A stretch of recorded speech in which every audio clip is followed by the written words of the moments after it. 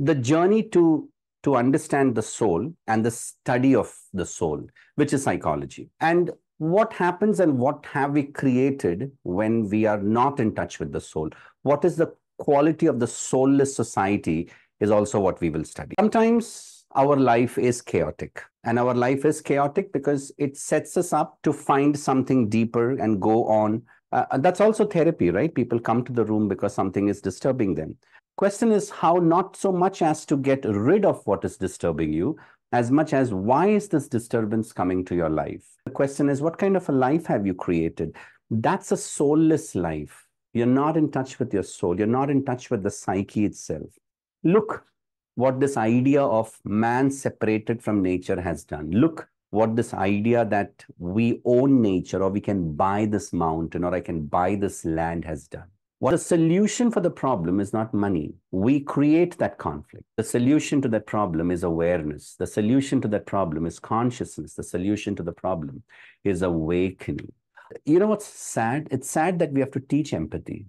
It's sad that we have to teach compassion and dignity. If human beings has to be taught how to be empathetic, where have we come? Where did we go wrong in this trajectory? I think dignity, compassion, and empathy should be our second behavior. Weren't we born with that?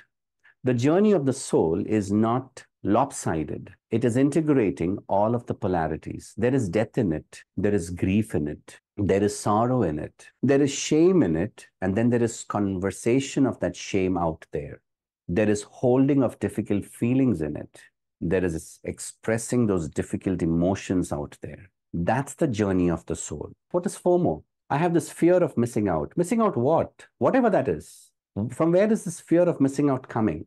This fear of missing out is coming because something within me is not enough. Loss of soul leads to a meaningless life. You will continue to suffer from psychoneurosis. There are parts that lives in us, those symptoms that keeps coming up, they need to be spoken with, not to be ashamed and not to be running away from them. If we don't deal with them, we'll constantly have something what we call as psychological projections. What do you do? What do you mean by be awake to it? Is draw it, paint it, speak poetries about it.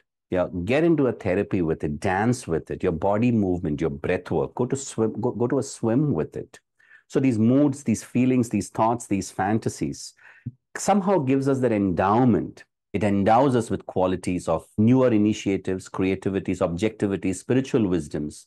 Above all, it prevents us from being cold in this world. The integration of this soul is what will take us to this path of wholeness. It's a good invitation. Ask yourself, do you allow yourself to be on this path to experience this wholeness?